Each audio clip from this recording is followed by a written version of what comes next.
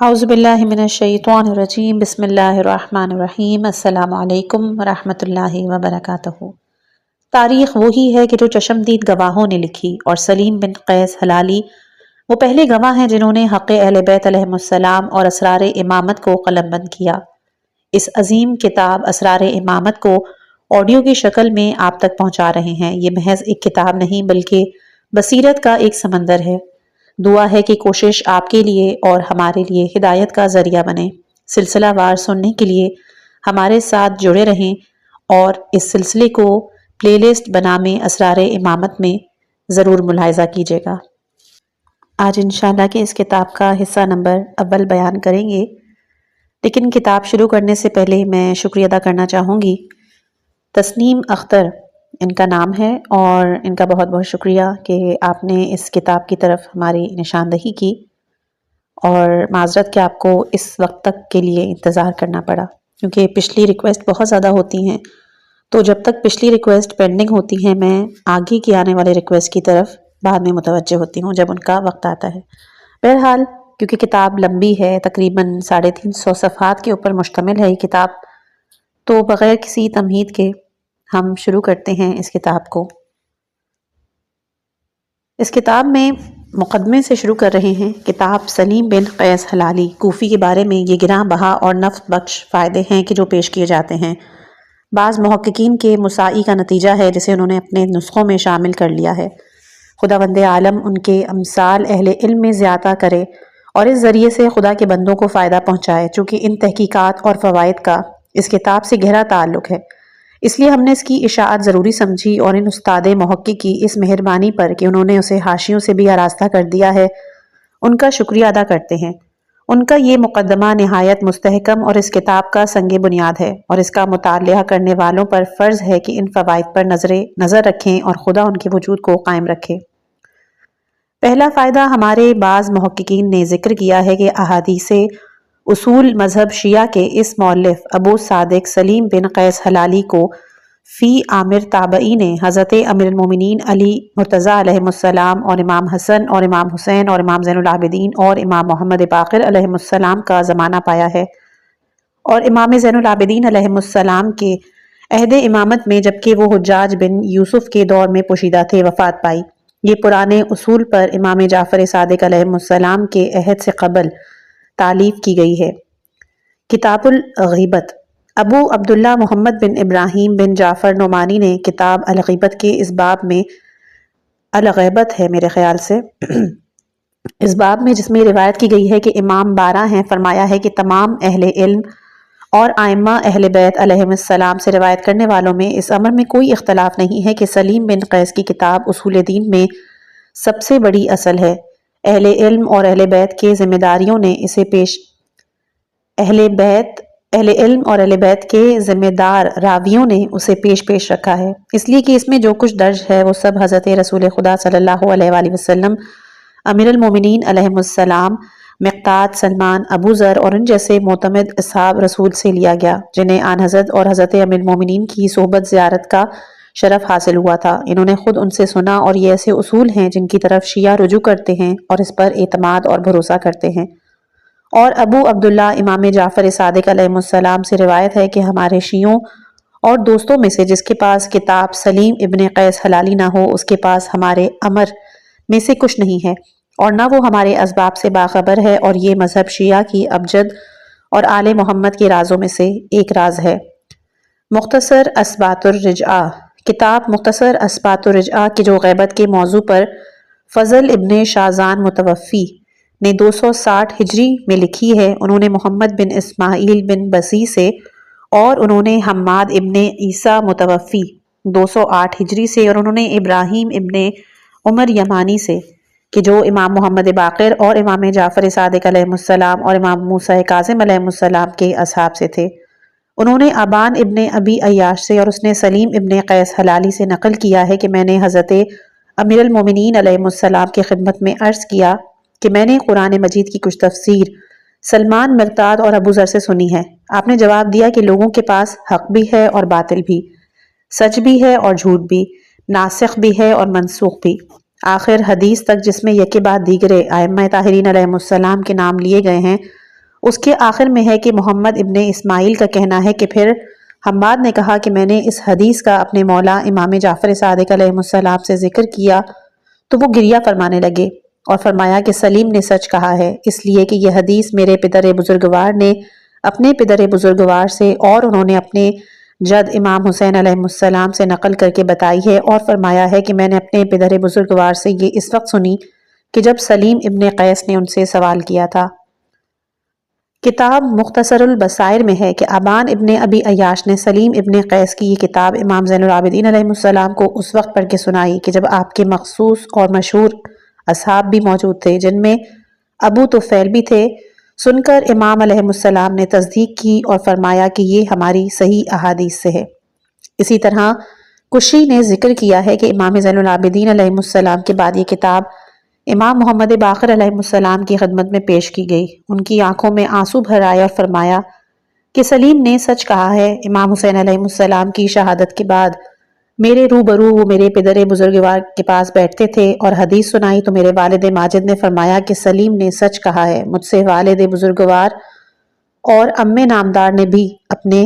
پدر بزرگوار سے سن کر یہی فرمایا۔ سلیم بن قیس کی یہ کتاب اصول مذہب میں شیعہ اور اہل سنت میں مشہور ہے۔ ابن ندیم نے اپنی فہرست میں لکھا ہے یہ پہلی کتاب ہے کہ جو شیعوں میں منظر شہود پر آئی۔ اس سے ان کا مقصد یہ ہے کہ یہ پہلی کتاب ہے کہ جس سے مذہب شیعہ کی بنیادوں کا پتہ چلتا ہے، جیسا کہ حدیث میں اس کی حقیقت ظاہر کی گئی ہے کہ یہ شیعہ کی ابجد ہے۔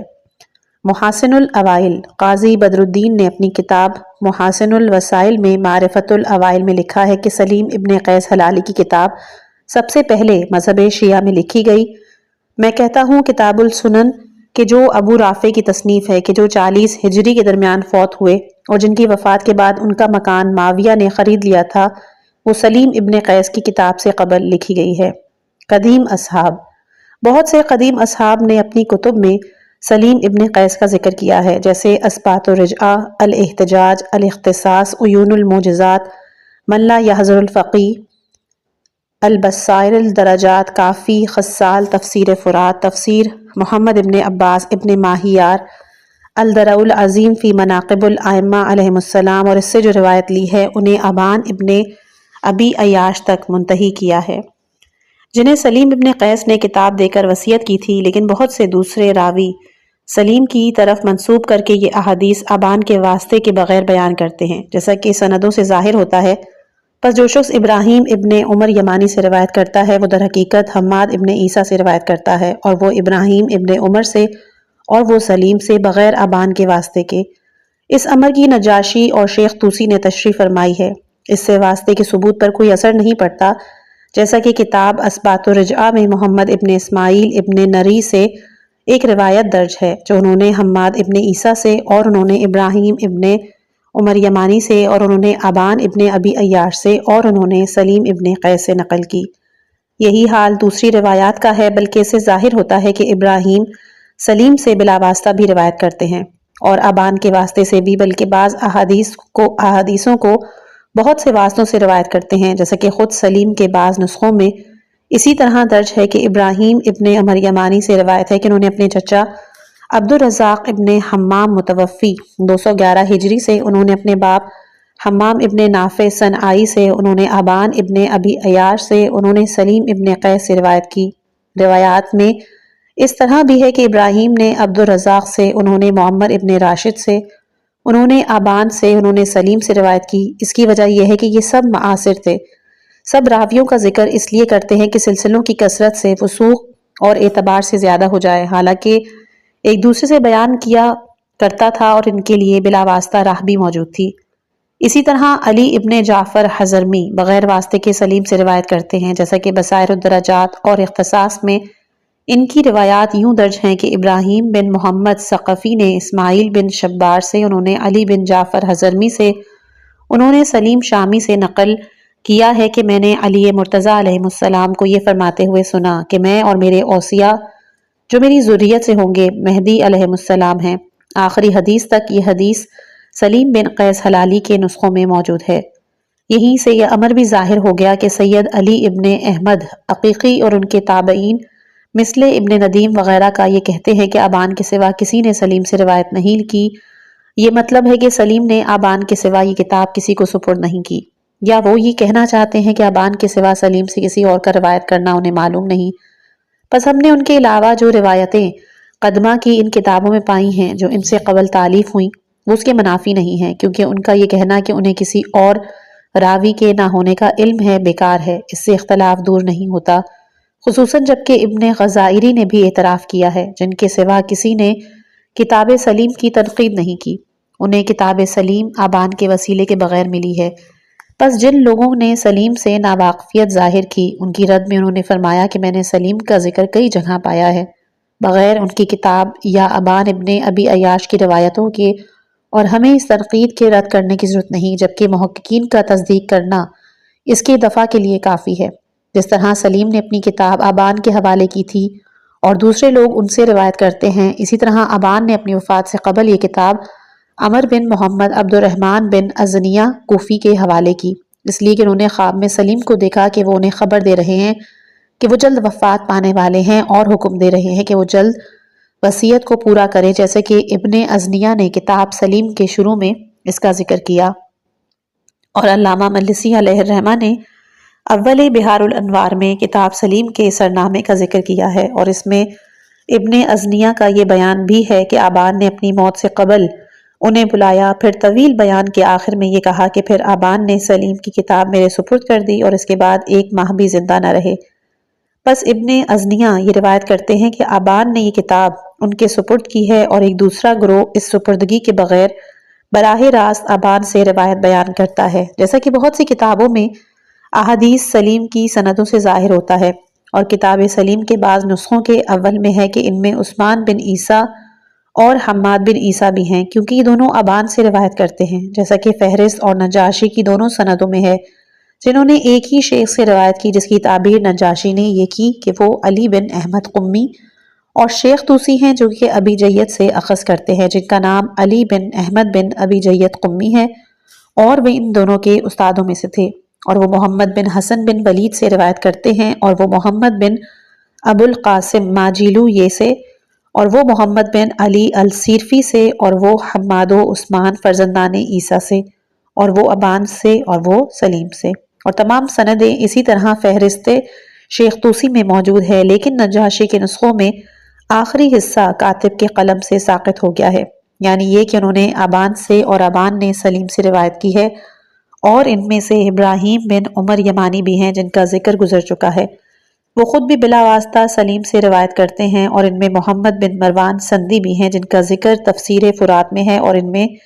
نصر بن مزاحم بھی ہیں، جیسا کہ اس سند میں ہے کہ جو تفسیر محمد بن عباس ماہیار میں درج ہے۔ 3 قسم کے فرق۔ میں نے اصل کے نسخوں میں 3 قسم کے فرق پائے ہیں۔ پہلا فرق کہ اس کی ابتدا کی سند میں ایک نسخہ میں جسے کہ شیخ محمد بن حسن حر عاملی نے لکھوایا ہے، اور وہ اس وقت بعض مشہور بزرگان نجف کے کتب خانوں میں موجود ہے، اور ان پر حر عاملی کی تحریر اور تصحیح اور ملکیت درج ہے۔ 1087 ہجری میں پھر ان کے فرزند شیخ محمد رضا کی ملکیت 1105 ہجری میں موجود ہے، اور وہ علامہ مجلسی کے نسخے کے مطابق ہے، جب کہ جسے انہوں نے بہار الانوار کے اوائل میں مکمل درج کیا ہے۔ 2 سندوں سے ایک سند عثمان اور حماد فرزندان عیسیٰ تک، ان سے آباد تک پہنچی، اور دوسری محمد بن عمیر تک ابن ازنیہ کے ذریعے اپنی موت سے 1 ماہ قبل انہیں بلایا اور کہا کہ میں نے خواب میں دیکھا ہے کہ میری موت نزدیک ہے، اور آخر واقعے تک، اور وہ یہ ہے کہ ابن ازنیہ نے کہا کہ پھر آبان نے کتاب سلیم میرے حوالے کر دی، لیکن ایک پرانے نسخے میں جو آج کل نجف کے ایک کتاب خانے میں ہے اور نصف تک ہے، اس طرح ہمارے شیخ علامہ نوری رحمۃ اللہ علیہ کے نسخے میں جسے سید محمد موسیٰ خوانسری نے 1270 ہجری میں لکھا ہے، اور وہ بھی نجف کے بعض کتب خانوں میں ہے، اور اس طرح اس نسخے میں کہ جو شیخ ابو علی حائری رجائی کے پاس تھا، جیسا کہ اس کا اول اپنی کتاب منتہی المقال میں درج کیا ہے، اس طرح اس نسخے میں جسے علامہ سید حامد حسین لکھنوی ہندی نے استفسائل افہام میں نقل کیا، جہاں کتب کے اعتبار سے بحث کی ہے۔ ان سب میں اس صورت میں سند درج ہے کہ مجھ سے ابو طالب محمد بن سبیح بن رجا نے 34 ہجری میں دمشق میں بیان کیا ہے۔ انہوں نے کہا کہ مجھ سے ابو بکر احمد بن منظر بن احمد صنعائی نے صنعا میں بیان کیا کہ جو محفوظ اور نیک بزرگ تھے، اسحاق بن ابراہیم الدمیری کے ہمسائے تھے۔ انہوں نے کہا کہ مجھ سے ابو بکر عبدالرزاق بن حمام بن نافع صنعائی حمیری نے بیان کیا۔ انہوں نے کہا مجھ سے ابو عروہ معمر بن راشد بصری نے بیان کیا۔ انہوں نے کہا کہ مجھ سے ابان بن ابی عیاش نے ایک ماہ قبل بلا کر کہا کہ میں نے خواب میں دیکھا کہ میری موت نزدیک ہے، اور اس کے بعد بقیہ وہی تحریر کے جو علامہ مجلسی اور شیخ محمد حر عاملی نے ابن ازنیہ کی زبانی بیان کی، اور اس کے آخر میں یہ ہے کہ ابن ازنیہ نے کہا پھر ابان نے سلیم بن قیس کی کتاب مجھے دے دی۔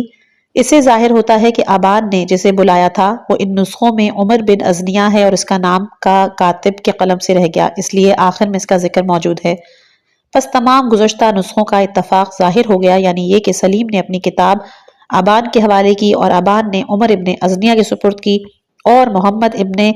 ابی عمر اور اسحاق بن ابراہیم بن عمر یمانی کی روایت جیسا کہ کشی کی سند میں ہے، اور معمر بن راشد وغیرہ ہم کی روایت ابن ازنیہ سے ہے۔ ایک نسخہ اور پایا جاتا ہے جس میں سے تمام ابتدائی عبارت حذف ہے، اور وہ نجف کے خزانوں میں سے ایک خزانہ ہے جسے میر محمد سلیمان بن میر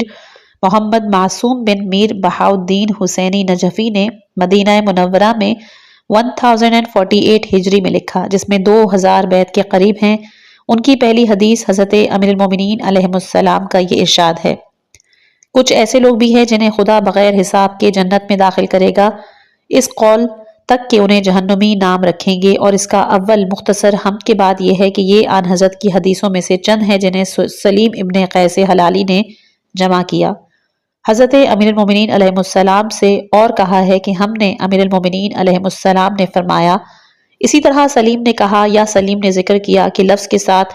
نصف کتاب تک ہے، پھر اس سے ذکر کیا کہ یہ کلمات سلیم ابن قیس کے ہیں، اور اس کے بعد ان کی کتاب کے بعض اور کلمات درج ہو رہے ہیں۔ پھر انہوں نے ذکر کیا کہ مجھے ایک اور نسخہ ملا ہے کہ جو سلیم ابن قیس کی طرف سے منسوب کیا جاتا ہے، اور وہ یہ ہے بسم اللہ الرحمن الرحیم، کہا سلیم ابن قیس حلالی نے آخر تک۔ بہرحال دوسرا فرق بیان کرتے ہیں ترتیب احادیث میں ہے، یعنی بعض نسخوں میں جو احادیث اول میں ہیں وہ دوسروں میں آخر میں ہیں، اور جو تیسرا فرق ہے وہ احادیث کی مقدار میں ہے۔ پس نجف کے کتب خانے کے نسخے میں کہ جو بعض مشہور بزرگوں کا ہے نصف کتاب یا اس سے کچھ زائد ہے، علامہ نوری رحمۃ اللہ علیہ کا نسخہ اس سے زیادہ کامل ہے، شیخ محمد حر عاملی کا نسخہ سب نسخوں سے زیادہ کامل، اور یہ سب میری نظر سے گزرے ہیں، ظاہر ہے وہ ان کے ہم اثر علامہ مجلسی علیہ الرحمہ کے نسخے کے مقابل ہے۔ علامہ مجلسی علیہ الرحمہ کے نسخے کا اس پرانے نسخے سے مقابلہ کیا گیا ہے، ابو محمد رومانی کے قلم سے لکھا ہوا پایا گیا ہے، جس کی کتابت کی تاریخ 609 ہجری ہے۔ جیسا کہ علامہ ممقانی نے تنقیح المقال میں بیان کیا ہے، پھر بھی اس میں وہ تمام احادیث نہیں پائی جاتی جو کتاب سلیم سے قدیم علماء کی کتب میں مروی ہیں، جیسے نعمانی کی کتاب الغیبہ وغیرہ میں۔ بس یہی کچھ ذکر کیا ہے ہمارے شیخ نے، خدا انہیں طویل عمر بخشے اور سلیم ابن قیس کی کتاب کی تحقیق کا انہیں فائدہ پہنچائے۔ میری جان کی قسم یہ قیمتی تحقیق ہے کہ جو پڑھنے والے کو اس طرح حقیقت سے واقف کر دیتی ہے گویا اس نے آنکھ سے دیکھا یا ہاتھ سے مس کیا ہے۔ خدا اہل۔ دوسرا فائدہ، ان تذکروں میں جو محققین مؤلفین نے کتاب سلیم کے اعتبار کے لیے بیان کیے ہیں، علامہ مجلسی علیہ الرحمہ نے ایک حدیث مرسل میں امام جعفر صادق علیہ السلام سے نقل کیا ہے کہ انہوں نے فرمایا کہ ہمارے جس شیعہ اور محب کے پاس سلیم بن قیس حلالی کی کتاب نہ ہو، اس کے پاس ہمارے امر سے کچھ نہیں ہے اور ہمارے اسباب کچھ نہیں جانتا، اور یہ شیعہ کی ابجد ہے اور آل محمد صلی اللہ علیہ وآلہ وسلم کے رازوں میں سے ایک راز۔ یہ روایت باوجود مرسل ہونے کے مشہور ہے، جسے مجلسی نے بہار الانوار میں بیان کیا اور فرمایا ہے کہ میں نے سلیم بن قیس کی کتاب کا ایک قدیم نسخہ پایا جو وہ روایتوں سے منقول ہے جس میں تھوڑا سا فرق ہے۔ ایک کے آخر میں لکھا ہوا ہے کہ سلیم بن قیس حلالی کی کتاب تمام ہو گئی، خدا کی حمد اور مدد سے ربیع الثانی کی پہلی تاریخ 209 ہجری، جسے ابو محمد رمانی نے لکھا ہے، خدا کی حمد اور آن حضرت پر درود بھیجتے ہوئے۔ پھر یہ روایت لکھی ہے کہ پھر مجلسی نے مرسل ہونے کی حالت میں اسے اس طرح درج کیا جیسے ملی ہے، کتاب سلیم بن قیس کے نسخے کی پشت پر جس کا مالک شیخ عالم جلیل محدث شیخ محمد بن حسن حر عاملی 1087 ہجری ہے اور اسی سن میں لکھی گئی۔ محمد بن ابراہیم شیخ جلیل محمد بن ابراہیم کاتب نعمانی نے کتاب الغیبۃ المطبوعہ ایران میں لکھا ہے کہ اس بات میں جہاں یہ روایت درج کی ہے کہ امام 12 ہیں، ان کی عبارت یہ ہے کہ مذہب شیعہ کے علماء اور ائمہ طاہرین علیہم السلام سے روایت کرنے والوں میں اس امر میں کوئی اختلاف نہیں ہے کہ سلیم بن قیس ہلالی کی کتاب ان اہم کتب اصول سے ایک اصل ہے جس کی اہل علم اور ماہرین احادیث اہل بیت علیہم السلام نے روایت کو مقدم سمجھا ہے، اس لیے کہ اس اصل میں جو کچھ درج ہے وہ سب رسول اللہ صلی اللہ علیہ وآلہ وسلم اور امیر المومنین علیہم السلام اور مقداد، سلمان فارسی، ابو ذر اور ان جیسے اصحاب سے لی گئی ہے جنہوں نے آن حضرت اور امیر المومنین علیہم السلام کی زیارت کی ہے اور ان سے سنا ہے، اور یہ ایسے اصول ہیں جس کی طرف شیعہ رجوع کرتے اور اعتماد کرتے ہیں۔ ابن ندیم نے اپنی فہرست کے پانچویں فن کے چھٹے مقالے میں جو علماء کے حالات اور ان کے مصنفہ کتب کے ناموں میں ہے، یہ لکھا ہے کہ سلیم بن قیس ہلالی اصحاب امیر المومنین علیہم السلام سے ہیں، وہ حجاج سے بھاگے ہوئے تھے، حجاج ان کے تجسس میں تھا تاکہ انہیں قتل کر دے، انہوں نے آبان بن ابی عیاش کے گھر پناہ لی، اور جب ان کی وفات کا وقت نزدیک آیا تو انہوں نے آبان سے کہا کہ مجھ پہ تمہارا حق ہے، میری موت کا وقت آ پہنچا ہے، یہ رسول اللہ صلی اللہ علیہ وآلہ وسلم کے احکام اور ارشادات ہیں، اور انہیں کتاب دی۔ اسی کو کتاب سلیم بن قیس ہلالی کہتے ہیں۔ اس سے ابان بن ابی عیاش نے روایت کی اور کسی نے روایت نہیں کی۔ ابان نے اپنے کلام میں کہا ہے کہ سلیم ضعیف العمر تھے، ان کے چہرے سے نور نکلتا تھا، اور پہلی کتاب کے جو شیعہ کے لیے منظر شہود پر آئی وہ سلیم بن قیس ہلالی کی کتاب ہے۔ مختصر بصائر الدرجات میں ہے کہ ابان بن ابی عیاش نے کتاب سلیم بن قیس ہلالی امام زین العابدین علیہ السلام کو سنائی، آپ کے اکابر اصحاب کی موجودگی میں، جن میں ابو طفیل بھی تھے۔ امام زین العابدین علیہ السلام نے اس کی تصدیق فرمائی اور فرمایا کہ یہ ہماری صحیح احادیث ہیں۔ اس کے بعد قاضی بدر الدین سبکی متوفی 769 ہجری نے کتاب محاسن الوسائل فی معرفت الاوائل میں فرمایا ہے کہ پہلی کتاب کے جو شیعہ کے لیے تصنیف کی گئی وہ کتاب سلیم بن قیس ہلالی ہے۔ علامہ مجلسی نے اوائل بحار الانوار میں جو کتب کے اعتبار کا ذکر کیا ہے، فرمایا ہے کہ کتاب سلیم بن قیس ہلالی بہت مشہور ہے، حالانکہ اس میں ایک گروہ نے قدح کی ہے، مگر حق یہ ہے کہ وہ ان اصول سے ہے کہ جو معتبر ہیں۔ عالم جلیل شیخ محمد بن حسن حر عاملی نے آخر وسائل میں فرمایا ہے، چوتھا فائدہ ان معتبر کتب کے ذکر میں ہے کہ جن میں اس کتاب کی احادیث نقل کی گئی ہیں اور ان کی صحت پر ان کے مؤلفین اور دوسرے حضرات نے گواہی دی اور ان کے ثبوت پر قرینے قائم کیے ہیں اور تواتر کے ساتھ مؤلفین تک پہنچی ہے، یا مؤلفین کی طرف ان کی نسبت اس طرح معلوم ہو گئی کہ ان میں کوئی شک اور شبہ نہیں رہا، چنانچہ وہ بڑے بڑے علماء کے قلم سے لکھی ہوئی ہے اور بار بار ان کی تصنیفوں میں ان کا ذکر آتا رہا ہے، اور انہوں نے مؤلف کی طرف ان کی نسبت کی گواہی دے دی ہے، اور ان کتب کے متواتر روایات ان مضامین کے موئد ہیں، متعدد حضرات نے انہیں نقل کیا، اسی طرح وہ قرائن سے گھری ہوئی ہے اور وہ کتاب کافی ہے، یہاں تک کہ فرمایا کہ کتاب سلیم ابن قیس ہلالی ہے۔ اور 12ویں فائدے میں جب انہوں نے ترجمہ سلیم بن قیس ہلالی کا ذکر کیا ہے تو فرمایا ہے کہ تحقیق کی گزرا قضا میں یہ کتاب امام زین العابدین علیہ السلام کی خدمت میں پیش کی گئی اور ہمارے پاس اس کا نسخہ پہنچا، اس میں کوئی فاسد شے نہیں اور نہ کوئی ایسی چیز ہے جس سے اس کے موضوع ہونے کے ثبوت میں پیش کیا جائے، البتہ جو اس کا غیر ہوگا وہ موضوع اور فاسد ہوگا، اس لیے وہ مشہور نہیں ہوا اور نہ ہی ہم تک پہنچا ہے۔ سید جلیل ہاشم بحرانی رحمۃ اللہ علیہ نے اپنی کتاب غایۃ المرام کے باب 54 میں، یہ جو اس فصل کے ابواب سے ہے جس میں فضائل امیر المومنین علیہ السلام کے باب میں فرمایا کہ کتاب سلیم بن قیس ہلالی متفق علیہ کتاب ہے اور اس سے مصنفین نے روایت لی ہے اور وہ تابعین سے ہیں، انہوں نے حضرت علی مرتضیٰ علیہ السلام اور سلمان و ابو ذر کو دیکھا ہے۔ اس کتاب کے شروع میں یہ عبارت ہے کہ یہ نسخہ ہے کتاب سلیم بن قیس ہلالی کا، جسے انہوں نے ابان بن عیاش کے سپرد کیا اور پڑھ کر سنایا آخر کتاب تک۔ یہ مشہور محققین رحمۃ اللہ علیہ کی گواہیاں ہیں کہ جو اس کتاب کو معتبر اور سلیم بن قیس کی طرف اس کی نسبت کو صحیح تسلیم کرتے ہیں، اور تم اکثر تصنیفوں میں اس کا نمایاں ذکر پاؤ گے۔ اس کا طویل تبصرہ منتہل المقال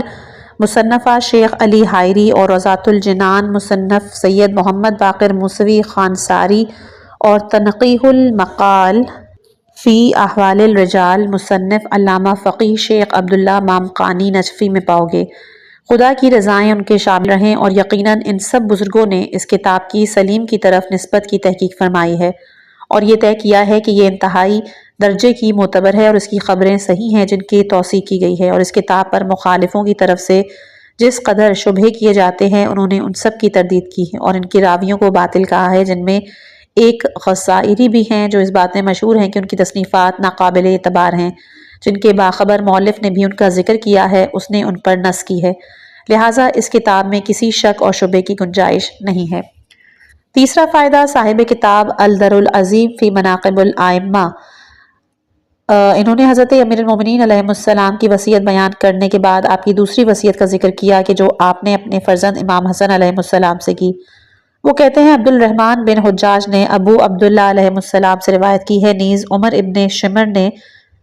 جابر ابن عبداللہ رضی اللہ تعالیٰ عنہ اور انہوں نے ابو جعفر علیہ السلام سے روایت کی ہے کہ فرمایا یہ وصیت علی ابن ابی طالب علیہ السلام کی ہے اپنے فرزند حسن علیہ السلام سے، اور وہ سلیم بن قیس کا نسخہ ہے جو انہوں نے ابان کے حوالے کیا اور پڑھ کے سنایا تھا، اور ابان کہتے ہیں انہوں نے امام زین العابدین علیہ السلام کو پڑھ کر سنایا تھا۔ سلیم کہتے ہیں کہ میں اس وقت موجود تھا جب حضرت علی ابن ابی طالب علیہ السلام اپنے فرزند حسن علیہ السلام کو وصیت کی تھی، اور اس وقت بھی موجود تھا کہ جب انہوں نے امام حسین علیہ السلام اور محمد حنفیہ اور تمام اولاد و رؤسائے اہل بیت اور شیعوں کو وصیت کی تھی۔ پھر انہیں کتاب اور اسلحہ دے کے فرمایا کہ اے فرزند، مجھے رسول خدا صلی اللہ علیہ وآلہ وسلم نے وصیت کی تھی کہ میں تمہیں وصیت کروں اور اپنی کتابیں اور اسلحہ تمہارے حوالے کر دوں، جسے آن حضرت صلی اللہ علیہ وآلہ وسلم نے مجھ سے وصیت کی تھی، اور اپنے کتب اور اسلحہ میرے سپرد کیے تھے۔ مجھے یہ بھی حکم دیا کہ میں تمہیں حکم دوں کہ جب تمہاری موت کا وقت آئے تو تم اپنے بھائی حسین کے حوالے کر دو۔ پھر اپنے فرزند امام حسین علیہ السلام کی طرف متوجہ ہو کے فرمایا کہ تمہیں رسول اللہ صلی اللہ علیہ وآلہ وسلم نے حکم دیا کہ تم اپنے فرزند زین العابدین علیہ السلام کے حوالے کرو۔ اور پھر امام زین العابدین علیہ السلام، یہاں پر ڈسکرپشن میں ایک ضروری بات ہے کہ حضرت امیر المومنین علیہ السلام کا اپنے پوتے امام زین العابدین علیہ السلام کو وصیت فرمانا اور اس وقت کے جب ان کی عمر 2-3 سال سے زائد نہ تھی، اس امر کی دلیل ہے کہ امام طفلی میں بھی انہی کمال پر فائز ہوتے ہیں کہ ان کی طفلی اور شباب میں کوئی فرق نہیں ہوتا۔ بہرحال پھر امام زین العابدین علیہ السلام کی طرف متوجہ ہو کے فرمایا کہ تمہیں رسول خدا صلی اللہ علیہ وآلہ وسلم کا حکم ہے کہ اسے اپنے فرزند امام محمد باقر علیہ السلام کے حوالے کر دو، پس انہیں آن حضرت اور میری جانب سے سلام پہنچا دو۔ پھر اپنے فرزند امام حسن علیہ السلام کی طرف متوجہ ہو کے کہا کہ اے فرزند، تم ولی امر بھی ہو اور میرے خون کے وارث بھی، بس اگر تم میرے قاتل کو معاف کر دو تو اختیار ہے، اور اگر قتل کرو ایک ضربت کے عوض ایک ہی ضربت لگاؤ، اس سے تجاوز نہ کرو۔ اور پھر فرمایا کہ لکھو بسم اللہ الرحمن الرحیم۔ یہ وصیت ہے علی ابن ابی طالب علیہ السلام کی۔ وہ گواہی دیتے ہیں کہ اللہ وحدہ لا شریک ہے اور حضرت محمد مصطفیٰ صلی اللہ علیہ وآلہ وسلم اس کے بندے اور رسول ہیں۔ خدا نے انہیں ہدایت اور دین حق کے ساتھ بھیجا تاکہ انہیں ہر دین پر غالب کر دے، اگرچہ مشرک کراہت کرتے ہیں۔ پھر یہ کہ میری نماز و عبادت، زندگی اور موت اس خدا کے لیے ہے کہ جو رب العالمین ہے، اس کا کوئی شریک نہیں۔ مجھے اس کا حکم دیا گیا اور میں مسلمانوں میں سے ہوں۔ پھر میں اے حسن تمہیں اور اپنی تمام اولاد اور اہل بیت کو اور جن مومنین کو میری کتاب پہنچ جائے وصیت کرتا ہوں اپنے رب سے خوف کی، اور یہ کہ تمہیں موت نہ آئے مگر یہ کہ تم مسلمان ہو، اور سب مل کر خدا کی رسی کو مضبوطی سے پکڑ لو، جدا جدا نہ ہو، اور خدا کی نعمت کو یاد کرو کہ تم ایک دوسرے کے دشمن تھے، اس نے تمہارے دلوں کو جوڑ دیا۔ میں نے رسول خدا صلی اللہ علیہ وآلہ وسلم سے سنا ہے کہ آپس میں اتفاق نماز روزے سے بہتر ہے، اور اختلاف دین سے دور اور آپس میں فساد پیدا کرتا ہے۔ خدا کے سوا کوئی قوت نہیں ہے۔ اپنے اہل رحم پر نظر کرو اور ان سے صلہ رحم کرو، خداوند عالم تم پر حساب آسان کر دے گا، اور یتیموں کے بارے میں خدا سے ڈرو، ان کے منہ خالی نہ رہیں اور تمہارے سامنے ضائع نہ ہوں، کیونکہ میں نے رسول خدا صلی اللہ علیہ وآلہ وسلم سے سنا ہے، وہ فرماتے تھے کہ جو شخص اتنا پالے کہ وہ مستغنی ہو جائے تو خدا اس پر جنت واجب کرے گا، جیسے اس نے یتیم کا مال کھانے والے پر دوزخ واجب کی ہے۔ اور قرآن کے بارے میں خدا کا خوف کرو، اس پر عمل کرنے میں تمہارے غیر تم پر سبقت نہ لے جائیں، اور خدا سے ڈرو اپنے ہمسایوں کے بارے میں، کیونکہ خدا اور رسول نے ان کے لیے وصیت کی ہے، اور خدا سے ڈرو اپنے خدا کے گھر کے بارے میں، وہ تم سے خالی نہ رہے جب تک تم زندہ رہو، اس لیے کہ اگر اسے چھوڑ دیا جائے تو تم پر نظر بھی نہ پڑے گی، کیونکہ ماں کی طرف رجوع سے بھی یہ زیادہ مقدم ہے کہ گزرے ہوئے گناہ بخش دیے جائے۔ بس خدا سے ڈرو نماز کے بارے میں، اس لیے کہ وہ بہترین عمل اور دین کا ستون ہے۔ خدا سے ڈرو زکوٰۃ کے بارے میں، اس لیے کہ وہ تمہارے رب کی غضب کی آگ کو بجھا دیتی ہے۔ خدا سے ڈرو ماہ رمضان کے بارے میں، اس لیے کہ اس کے روزے دوزخ کے لیے سپر ہے۔ خدا سے ڈرو جہاد فی سبیل اللہ کے بارے میں اپنے مالوں اور جانوں سے، اس لیے کہ خدا کی راہ میں دو مرد مجاہد ہیں، ایک امام ہدایت اور دوسرا اس کا پیروکار۔ اور دیکھو خدا سے ڈرو اپنے نبی کی ذریت کے بارے میں، کہیں تمہارے ہوتے ان پر ظلم نہ ہو جائے، جبکہ تم اس کے دفع کرنے پر قدرت بھی رکھتے ہو۔ اور خدا سے ڈرو اپنے نبی کے ان اصحاب کے بارے میں جنہوں نے کوئی حدث پیدا نہیں کیا اور نہ حدث پیدا کرنے والے کو پناہ دی، اس لیے کہ رسول خدا صلی اللہ علیہ وآلہ وسلم نے ان کے حق میں وصیت کی ہے، اور حدث پیدا کرنے والوں اور انہیں پناہ دینے والوں پر لعنت کی ہے۔ اور خدا سے ڈرو ازواج اور غلاموں کنیزوں کے بارے میں، خدا کی رضا حاصل کرنے کے لیے، اور کسی برا کہنے والے کی ملامت سے نہ ڈرو۔ اگر کوئی شخص تمہارے برخلاف ارادہ بغاوت کرے تو خدا تمہاری مدد کرے۔ ہمیشہ لوگوں سے اچھی بات کہو جس طرح خدا نے تمہیں حکم دیا ہے۔ امر بالمعروف اور نہی عن المنکر کو ہرگز ترک نہ کرو، ورنہ خدا شریروں کو تم پر مسلط کر دے گا۔ پھر اگر خدا سے فریاد کرو گے تو بھی دعا قبول نہ ہوگی۔ میرے بچوں، تم پر باہم الفت و محبت اور یکجہتی فرض ہے۔ قطع تعلق، اختلاف، جدائی سے ہمیشہ پرہیز رکھو۔ نیکی اور پرہیزگاری پر ایک دوسرے کی مدد کرتے رہو، البتہ تم عدوان پر ایک دوسرے کی مدد نہ کرو، اور خدا کا خوف دل میں رکھو، یقیناً خدا سخت عذاب کرنے والا ہے۔ خدا تو اہل بیت علیہ السلام کی حفاظت کرے، تمہارے ذریعے تمہارے نبی کی حفاظت کرے، اور خدا کے لیے تم سے ودا ہوتا ہوں اور تم پر سلام کرتا ہوں۔ اور پھر فرماتے رہے لا الہ الا اللہ، یہاں تک کہ طائر روح جنت کی طرف پرواز کر گیا۔ 21 رمضان، شب جمعہ، اول شب 40 ہجری کو۔ اور سقۃ الاسلام کلینی علیہ الرحمہ نے اصول کافی کتاب الحجت باب الاشارہ میں بیان کیا کہ امیر المومنین علیہ السلام کی وصیت امام حسن علیہ السلام سے اسی قول تک کہ امام محمد باقر علیہ السلام کو میری اور رسول خدا صلی اللہ علیہ وآلہ وسلم کی جانب سے سلام کہہ دینا، جس کی روایت سلیم ابن قیس نے کی ہے، یہ اسی وصیت کا سرنامہ ہے۔ صدوق بن بابویہ علیہ الرحمہ نے بھی من لا یحصر الفقیہ میں ذکر کیا ہے کہ اس وصیت کی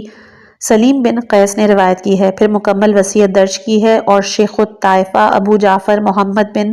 حسن توسی نے کتاب الغیبہ صفحہ نمبر 1270 طبع ایران میں فرمایا کہ احمد ابن ادریس نے محمد بن عبد الجبار اور انہوں نے صفوان ابن یحییٰ سے روایت کی ہے، انہوں نے کہا امام موسیٰ کاظم علیہ السلام نے یہ وصیت ایک دوسری وصیت کے ساتھ میری جانب ارسال فرمائی۔ ہمیں احمد بن عبدون نے بھی خبر دی، انہوں نے ابو زبیر قرشی سے، انہوں نے علی بن الحسن بن فضال سے، انہوں نے محمد بن عبداللہ بن زرارہ سے، انہوں نے عمر بن شمر سے، انہوں نے جبار سے، انہوں نے امام محمد باقر علیہ السلام سے روایت کی ہے کہ فرمایا یہ امیر المومنین علیہ السلام کی وصیت ہے امام حسن علیہ السلام کی جانب، اور یہ کتاب سلیم بن قیس حلالی میں درج ہے، جو انہوں نے آبان کو دی اور پڑھ کر سنائی تھی، اور آبان نے کہا کہ انہوں نے امام زین العابدین علیہ السلام کو سنائی تھی۔ انہوں نے فرمایا تھا کہ سلیم نے سچ کہا، پھر آپ نے اس وصیت کا ذکر فرمایا اور اس قول تک میرے قاتل کو ایک ضربت لگانا، اس سے تجاوز نہ کرنا، پھر ساری وصیت کا ذکر فرمایا، اور جب وصیت سے فارغ ہو گئے تو فرمایا خدا تمہاری حفاظت کرے اور تم میں تمہارے نبی کی حفاظت کرے آخر وصیت تک۔ میں کہتا ہوں کہ یہ فصیح و بلیغ اور مفید وصیت کتاب سلیم کے ان نسخوں میں نہیں ملی کہ جو ہمارے ہاتھوں میں ہے، اس لیے ہم نے بیان کر دیا ہے۔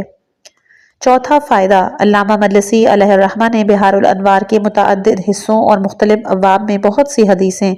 ان مؤلفین کی کتابوں سے نقل کی جنہوں نے سلیم بن قیس سے روایت کی، کہ جو ان نسخوں میں نہیں ملتی جو ہمارے پاس ہیں، اور بہت سی احادیث آبان بن ابی عیاش کے سوا اور طریقوں سے سلیم کی طرف منسوب ہیں۔ ہم یہاں ان کا ذکر کر رہے ہیں اس لیے کہ ان مضامین میں طالبان حق کے لیے بڑا فائدہ ہے، اور اس خبر اور اس باب کی طرف بھی اشارہ کر رہے ہیں جس میں وہ روایات آئی ہیں تاکہ طالبان حق کو آسانی ہو۔ حدیث اول، جو کہ ہے کہ جو شخص مر جائے اور اپنے زمانے کے امام کو نہ پہچانے تو وہ کفر کی موت مرتا ہے، جلد نمبر 7، باب معرفت امام میں، اور اس میں کہ ترک ولایت کا عذر قابل قبول نہیں ہے، کتاب اکمال الدین و اتمام النعمہ مصنف صدوق ابن باویہ رحمۃ اللہ علیہ سے منقول ہے کہ ہم سے ابی اور ابن ولید دونوں نے سعد اور حمیری دونوں سے، اور انہوں نے یقطینی اور ابن یزید اور ابن ہاشم سب سے، اور ان سب نے حماد بن عیسیٰ سے، انہوں نے ابن ازینہ سے، انہوں نے ابان ابن ابی عیاش سے، انہوں نے سلیم بن قیس ہلالی سے روایت کی کہ انہوں نے سلمان و ابو ذر و مقداد سے سنا کہ حضرت رسول خدا صلی اللہ علیہ وآلہ وسلم نے فرمایا، جو شخص اس حالت میں مر جائے کہ اس کا کوئی امام نہ ہو، وہ جاہلیت کی موت مرا۔ پھر اس حدیث کو جابر اور ابن عیاش کے سامنے پیش کیا تو دونوں نے کہا کہ انہوں نے سچ کہا، درست کہا ہے، ہم بھی موجود تھے، ہم نے بھی سنا ہے۔ سلمان نے آن حضرت سے سوال کیا تھا، آپ نے فرمایا ہے کہ جو شخص اس حالت میں مر جائے کہ اس کا کوئی امام نہ ہو، وہ جاہلیت کی موت مرا۔ فرمائے کہ یہ امام کون ہے؟ فرمایا کہ وہ میرے اوصیاء ہیں، پس میری امت سے جو شخص مر جائے اور ان میں سے اپنے امام کو نہ پہچانے، وہ جاہلیت کی موت مرا۔ پس اگر کوئی شخص معرفت بھی نہ رکھتا ہو اور ان کا دشمن بھی ہو، وہ مشرک ہو، لیکن اگر معرفت سے محروم ہو اور نہ دوستی رکھتا ہو نہ دشمنی، وہ جاہل ہے، مشرک نہیں ہے۔ دوسری جو حدیث ہے وہ ہے، میرے اہل بیت کشتی نوح کی مانند ہیں، جو اس پر سوار ہو گیا نجات پا گیا، اور جو چھوڑ گیا وہ غرق ہو گیا۔ جلد نمبر 7 باب فضائل اہل بیت علیہم السلام اور ان سب پر نص میں احتجاج علامہ طبرسی علیہ الرحمہ سے منقول ہے۔ سلیم ابن قیس نے کہا کہ میں اور کہ یکا یک ابو ذر اٹھے اور دروازے کا کنڈا پکڑ کر بلند آواز سے پکارے موسم حج میں کہ اے لوگوں، جس نے مجھے پہچان لیا اس نے پہچان لیا، اور جس نے نہیں پہچانا وہ سن لے کہ میں جندب ہوں، ابو ذر ہوں۔ اتنے میں لوگ ان کی طرف متوجہ ہوئے۔ میں نے تمہارے پیغمبر کو یہ فرماتے ہوئے سنا کہ میری امت میں میرے اہل بیت علیہم السلام کی مثال ایسی ہے جیسی کشتی نوح کی ان کی قوم میں، کہ جو اس میں داخل ہو گیا اس نے نجات پائی، اور جو اسے چھوڑ گیا وہ غرق ہو گیا۔ وہ ایسی ہے جیسے حتہ کا دروازہ۔ یہاں پر ڈسکرپشن میں ہے کہ میرے اہل بیت باب حتہ کی مانند ہے۔ چلتے ہیں، جیسے حتہ کا دروازہ بنی اسرائیل میں۔ اے لوگوں، میں نے تمہارے رسول کو یہ کہتے ہوئے سنا ہے کہ میں نے تم میں 2 امر چھوڑے ہیں۔ ڈسکرپشن میں ہے کہ میں نے تم میں 2 امر چھوڑے ہیں، ایک قرآن اور دوسری میری اطرت یعنی اہل بیت الی آخر الحدیث، کہ تم میں 2 امر چھوڑے ہیں، جب تک ان سے تمسک رکھو گے گمراہ نہیں ہو سکتے، ایک خدا کی کتاب اور دوسرے میرے اہل بیت علیہم السلام آخر حدیث تک۔ جب وہ مدینہ پہنچے تو انہیں عثمان نے پیغام دیا کہ تم کو کس چیز نے آمادہ کیا جس کے لیے تم موسم حج میں کھڑے ہو گئے؟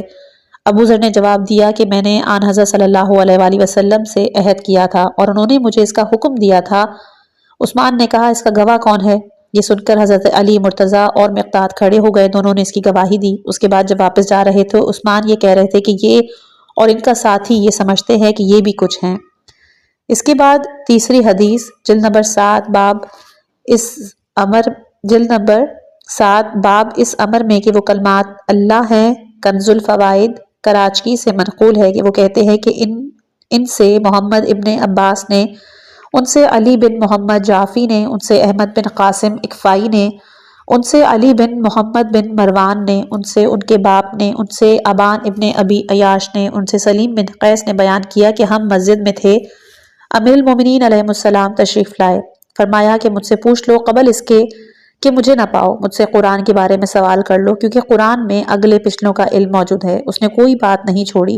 مگر اس کی تعویل خدا اور راسخین فی العلم کے سوا کوئی نہیں جانتا، اور وہ ایک نہیں ہے۔ ان میں سے ایک رسول خدا صلی اللہ علیہ وآلہ وسلم تھے جنہیں خدا نے تعویل قرآن کا علم عطا کیا، اور مجھے انہوں نے تعلیم فرمایا۔ میرے بعد میری ذریت میں یہ سلسلہ قیامت تک جاری رہے گا۔ اور پھر آیت کی تلاوت کی، بقیتم مما ترک آل موسیٰ و آل ہارون تحملہ الملائکۃ، بقیہ ہے اس چیز کا کہ جسے آل موسیٰ اور آل ہارون نے چھوڑا ہے، جسے ملائکہ اٹھاتے ہیں۔ پس میں رسول خدا صلی اللہ علیہ وآلہ وسلم سے اس طرح ہوں جیسے ہارون موسیٰ سے تھے، اور ہماری ذریت میں علم قیامت تک جاری رہے گا۔ پھر یہ آیت تلاوت فرمائی، وَجَعَلَهَا كَلِمَةً بَاقِيَةً فِي عَقْبِهِ، اسے ان کے بعد کے کلمہ باقیہ قرار دیا۔ پھر فرمایا کہ آن حضرت صلی اللہ علیہ وآلہ وسلم حضرت ابراہیم کے عقب تھے، اور ہم اہل بیت علیہ السلام حضرت ابراہیم اور آن حضرت کے عقب ہیں۔ چوتھی جو حدیث ہے وہ ہے جلد نمبر 7 میں بابر زوم عصمت امام میں علل الشرائل، مصنف ہیں شیخ صدوق علیہ الرحمہ، منقول ہے وہ فرماتے ہیں کہ ہم سے ابن متوکل نے بیان کیا، ان سے سعد عبادی نے، ان سے برقی نے، ان سے ان کے والد نے، ان سے حماد بن عیسیٰ نے، ان سے عزینہ نے، ان سے ابان ابن ابی عیاش نے، ان سے سلیم ابن قیس نے، وہ کہتے ہیں کہ میں نے امیر المومنین علیہ السلام کو یہ فرماتے ہوئے سنا ہے کہ اطاعت خدا، رسول اور صاحبان امر کی ہے، اور میں اولی الامر کی اطاعت کا حکم اس لیے دیتا ہوں کہ وہ معصوم اور پاک ہیں، کبھی غلط حکم نہیں دیتے۔ 5ویں حدیث جلد نمبر 7 باب الطریق علم اور ان کتب میں کہ جو ان کے پاس ہے تفسیر فرات بن ابراہیم سے منقول ہے، وہ کہتے ہیں کہ ہم سے علی بن محمد زہری نے بیان کیا، ان سے قسم بن اسماعیل امبتاری نے، ان سے جعفر بن عامر اور نصر بن مزاحم اور عبداللہ بن مغیرہ نے، ان سے محمد بن مروان سدی نے، ان سے ابان ابن ابی عیاش نے، ان سے سلیم بن قیس نے، وہ کہتے ہیں کہ ہم لوگ مسجد میں بیٹھے تھے کہ یکایک امیر المومنین علیہ السلام دولت سرا سے برآمد ہوئے، جب وہ صفین سے واپس آ چکے تھے اور نہروان سے قبل، پس آپ بیٹھ گئے۔ ایک شخص نے آپ سے عرض کی، اے امیر المومنین، اپنے اصحاب کے بارے میں کچھ فرمائیں۔ آپ نے کہا سوال کرو، اور ایک طویل قصہ سنایا، پھر فرمایا کہ میں نے رسول خدا صلی اللہ علیہ وآلہ وسلم سے سنا ہے، ایک کلام میں فرماتے تھے کہ خدا نے مجھے 4 اصحاب کی محبت کا حکم دیا اور جنت اس کی مشتاق ہے۔ کسی نے عرض کیا وہ کون ہیں اے خدا کے رسول؟ رسول خدا نے فرمایا وہ علی اور ان کے 3 ساتھی ہیں۔ علی علیہ السلام ان کے امام اور قائد اور ہادی و رہبر ہیں، یہ لوگ نہ کبھی پھسلیں گے، نہ گمراہ ہوں گے، نہ پلٹیں گے، نہ مدت کے گزرنے سے ان کے دل سخت ہو سکتے ہیں۔ وہ سلمان، ابو ذر اور مقداد ہیں۔ اس کے بعد ایک طویل واقعہ بیان فرمایا، پھر حکم دیا کہ میرے پاس علی کو بلا دو، پس میری طرف جھکے اور میرے اسرار علم کے ایسے ہزاروں دروازے سکھائے کہ جن کے ہر دروازے سے ہزاروں دروازے کھلتے ہیں۔ پھر حضرت امیر المومنین علیہ السلام نے ہماری طرف متوجہ ہو کے فرمایا کہ مجھ سے پوچھ لو قبل اس کے کہ مجھے نہ پاؤ۔ بس اس خدا کی قسم جس نے دانے کو شگافتہ کیا، نفس کو خلق فرمایا، میں نے رات والوں سے زیادہ توریت کا، انجیل والوں سے زیادہ انجیل کا، زبور والوں سے زیادہ زبور کا واقف ہوں، اور قرآن والوں سے زیادہ قرآن کا عالم ہوں۔ اس خدا کی قسم جس نے دانے کو شگافتہ کیا، نفس کو خلق فرمایا، کوئی ایسا گروہ نہیں کہ جو قیامت تک 100 آدمی کی تعداد تک پہنچا ہو، مگر یہ کہ میں اس گروہ کی قائد اور سائق کو جانتا ہوں، اور مجھ سے قرآن کے بارے میں پوچھ لو، اس لیے کہ قرآن میں ہر شے بیان کی گئی ہے، اس میں اگلے پچھلوں کا علم ہے۔ قرآن نے قابل ذکر کوئی بات نہیں چھوڑی اور اس کی تعویل نہیں جانتا مگر خدا اور راسخین فی العلم، اور وہ ایک نہیں بلکہ آن حضرت صلی اللہ علیہ وآلہ وسلم ان میں سے ایک ہیں جنہیں خدا نے اس کی خبر دی ہے۔ انہوں نے مجھے تعلیم دی، پھر یہ علم ہماری ذریت میں قیامت تک جاری رہے گا۔ پھر آپ نے یہ والی آیت پڑھی، بقیتاً مما ترک آل موسیٰ و آل ہارون، یہ اس کا بقیہ ہے کہ جو آل موسیٰ اور آل ہارون نے چھوڑا ہے، اور میں اس طرح رسول خدا سے جیسے ہارون موسیٰ سے تھے، اور ہماری نسل میں قیامت تک علم رہے گا۔ 6 حدیث ہے جلد نمبر 7 باب مناقب و فضائل اہل بیت علیہ السلام۔ اکمال الدین و اتمام النعمہ سے منقول ہے، وہ کہتے ہیں کہ ہم سے ابن ولید نے بیان کیا، ان سے صفا نے، ان سے ابن عیسیٰ نے، ان سے احوازی نے، ان سے حماد بن عیسیٰ نے، ان سے ابراہیم بن عمر نے، ان سے سلیم بن قیس نے، انہوں نے امیر المومنین علیہ السلام سے سنا، انہوں نے فرمایا کہ خداوند عالم نے ہمیں پاک اور معصوم پیدا کیا اور ہمیں اپنی مخلوق پر گواہ اور زمین میں اپنی حجت قرار دیا، اور ہمیں قرآن کے ساتھ اور قرآن کو ہمارے ساتھ رکھا، نہ ہم اس سے جدا ہوں گے اور نہ وہ ہم سے جدا ہوگا۔ 7ویں حدیث جلد نمبر 9 رسول اللہ صلی اللہ علیہ وآلہ وسلم کی نسب ائمہ طاہرین علیہ السلام کے بارے میں عیون اخبار الرضا اکمال الدین اور غسال شیخ صدوق علیہ الرحمہ سے منقول ہے، وہ کہتے ہیں کہ ہم سے ابو سعد نے بیان کیا، ان سے ابن زید نے، ان سے حماد ابن عیسیٰ نے، ان سے عبداللہ بن مسکان نے، ان سے ابان بن تغلب نے، ان سے سلیم بن قیس حلالی نے، ان سے سلمان فارسی علیہ الرحمہ نے کہ میں آن حضرت صلی اللہ علیہ وآلہ وسلم کی خدمت میں حاضر ہوا تو حضرت امام حسین علیہ السلام آپ کے زانوں پر تشریف فرما تھے، اور وہ ان کی آنکھیں چومتے اور منہ کو بوسہ دے رہے تھے اور فرما رہے تھے کہ تم سید بن سید اور امام ابن امام ہو، اماموں کے باپ ہو، تم ہی حجت ابن حجت 8ویں حدیث ہے جلد 9 آپ کے مناقب کے بارے میں۔ احتجاج طبرسی علیہ الرحمہ میں منقول ہے، سلیم ابن قیس نے بیان کیا کہ ایک شخص نے حضرت علی ابن ابی طالب علیہ السلام سے سوال کیا اور میں سن رہا تھا کہ اپنی بہترین فضیلت بیان فرمائیں۔ فرمایا کہ وہ فضیلت کہ جو خدا نے اپنی کتاب میں نازل فرمائی ہے۔ اس نے عرض کی، ہاں، وہ جو خدا نے آپ کی شان میں نازل کی۔ آپ نے اس آیت کی تلاوت کی کہ جو شخص اپنے رب سے بینہ لے کر آئے اور اس کے ساتھ وہ گواہ آئے جو اس سے ہو۔ فرمایا کہ رسول خدا صلی اللہ علیہ وآلہ وسلم کا وہ گواہ میں ہوں۔ دوسری آیت جو آپ نے فرمائی وہ ہے، کافر کہتے ہیں تم رسول نہیں ہو، آپ فرمائیں کہ میرے اور تمہارے درمیان گواہی کے لیے کافی ہے خدا اور وہ شخص کہ جس کے پاس کل کتاب کا علم ہو، اس سے مجھ ہی کو مراد لیا ہے۔ پس جو کچھ خدا نے اپنے رسول پر نازل فرمایا تھا انہوں نے وہ سب فرما دیا، اور جیسا کہ خدا کا ارشاد ہے کہ پس تمہارے ولی صرف 3 ہیں، خدا، رسول اور وہ لوگ کہ جو ایمان لائے، نمازیں قائم کرتے ہیں اور رکوع کی حالت میں زکوٰۃ دیتے ہیں۔ اور خدا کا یہ ارشاد کہ تابعداری کرو خدا کی اور تابعداری کرو رسول کی اور ان کی کہ تم میں صاحبان امر الہی ہیں۔ فرمایا اس کے علاوہ اور بھی بہت سی آیات ہیں۔ سلیم کہتے ہیں کہ پس میں نے عرض کی، اب وہ سب سے بڑی فضیلت بیان کریں کہ جو آن حضرت صلی اللہ علیہ وآلہ وسلم نے بیان فرمائی ہو۔ فرمایا ایک تو غدیر خم میں آن حضرت کا مجھے مقرر فرمانا، خدا کے حکم سے میری ولایت کا اعلان۔ دوسرا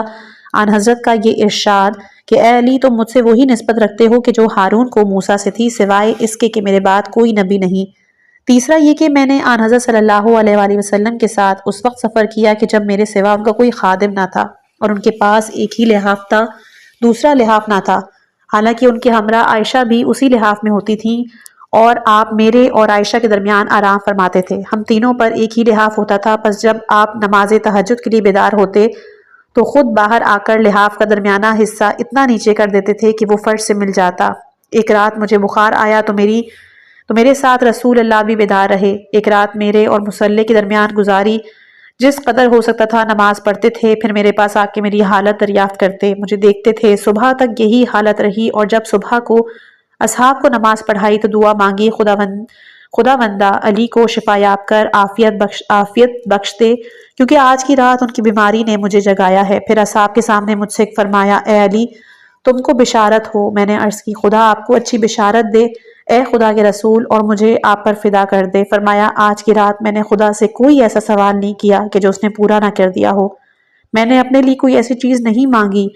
کہ جو تمہارے لیے نہ مانگی ہو۔ میں نے خدا سے دعا کی وہ مجھے اور تمہیں بھائی قرار دے، پس اس نے قبول کیا۔ دوسری دعا یہ کی کہ تمہیں ہر مومن اور مومنہ کا ولی قرار دے، پس اس نے قبول کیا۔ پس 2 شخصوں میں سے ایک نے دوسرے سے کہا کہ دیکھا تم نے کہ رسول نے کیا سوال کیا؟ پس خدا کی قسم 3.25 سیر خرما اس سوال سے بہتر ہے۔ یا وہ خدا سے یہ سوال کرتے کہ ان پر فرشتے نازل کر دے کہ دشمنوں کے مقابلے میں ان کی مدد کریں، یا ان پر خزانہ نازل کر دے جو انہیں اور ان کے اصحاب کو نفع پہنچائے، کیونکہ انہیں ضرورت ہے، تو اس چیز سے بہتر ہوتا جس کا سوال کیا ہے۔ اس کے علاوہ انشاءاللہ جو 9ویں حدیث ہے وہ ہم آئندہ آنے والی کتاب میں بیان کریں گے۔